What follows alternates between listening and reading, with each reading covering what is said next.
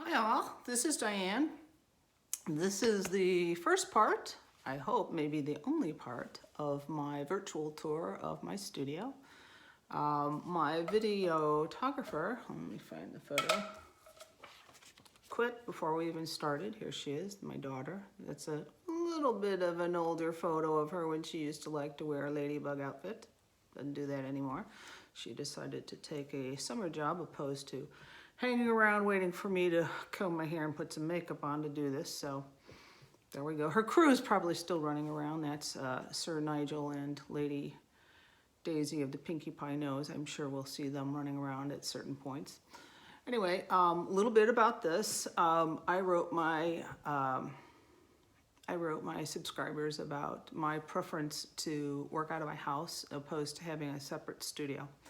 And in that email that I sent out, I ended it up by saying, hey, if anybody wants a virtual tour, just let me know. Fully thinking nobody would be interested, right? So I guess it was a token offered. And of course, Garrick, thank you, Garrick, said, hey, I got a great idea. How about we exchange practice virtual tours? Well, and let me step back a minute. Garrick is a fantastic artist, and it was a great idea, right? But I wrote him back. I said, okay, busted, you got me. I had absolutely no expectations of anybody taking me up on this. So I have no plans whatsoever. I don't know. If somebody asked me for a virtual tour, I was just going to say, what do you want to know? And one thing I really like about Garrick is that he is great for ideas. He's a great idea man. And he said, well, here's a couple things you can think about. You can go on YouTube. Oh, here comes Miss Daisy. She might make a guest appearance. He said, go on YouTube and see what other artists have done for their virtual tours and tie it into something you're currently working on. Well, that's great ideas. I'm going to do both of those. So, but first, let me talk about those YouTube virtual tours. Oh my Lord. Oh my God. Some of these, I think there's like two different types, right? Some people, they work in palaces. I mean, my God, I work in the front third of my living room, and my living room's small. Okay, so, and I don't begrudge these people. It's just like, OMG, where did you get the money for all this, right? Some of these folks have studios larger than my house, and they get stuff. I've been painting since I was 10. I mean, I don't even know what some of this stuff is. Some of them have high tech that I drool over because I do all my concept work on the computer. So I'm like, I'm a kind of semi-tech girl, right? And oh my gosh, So anyway, so there's that group, and good for them, more power to them. But I could only watch a few minutes of theirs and just go, oh, okay, I'm jealous. It's official. I'm over it. And then there's this other category, and you definitely are not going to see this here. They're more like me. They're kind of more humble studios, right? But they're kind of the OCD of artists, right? They're kind of like, everything's organized. They're usually kind of coming at these virtual tours is like, here's how to organize your studio. I'm like, ain't gonna happen. I was raised in Chicago, and we're kind of that school of thought. As long as you knew where the bodies are buried, you're good.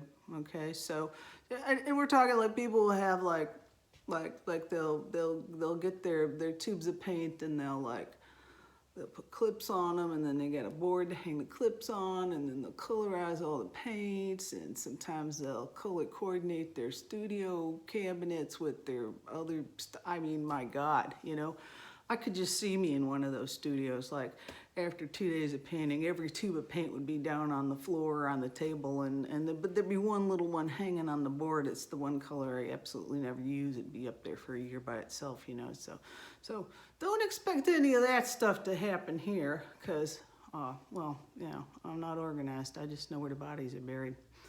So the other thing that Garrick had suggested that was good is to tie it into something I'm working on.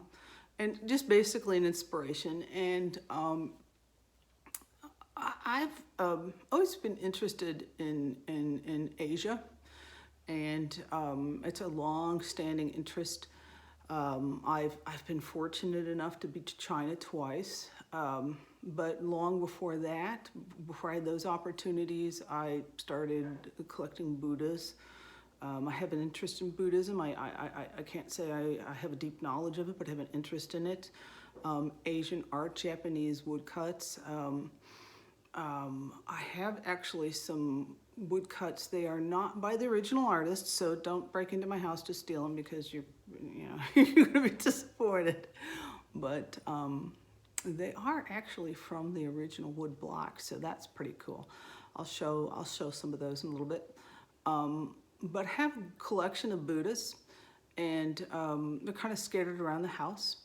I'll show you the first Buddha that ever came into our family. Actually, it was my grandmother who purchased it when she took a trip to Asia in the early 60s, and I have inherited it. So, and I'm going to show you just briefly a couple of pieces by some of the folks who've been inspirational to me. Now, I have a lot of people who've been inspirational to me.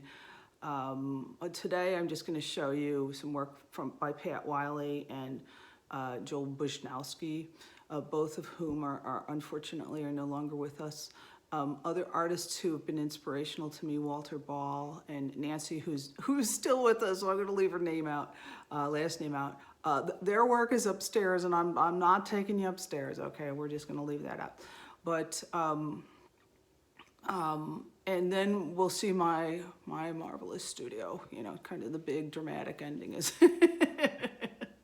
the big studio. So I'm just gonna take it from here.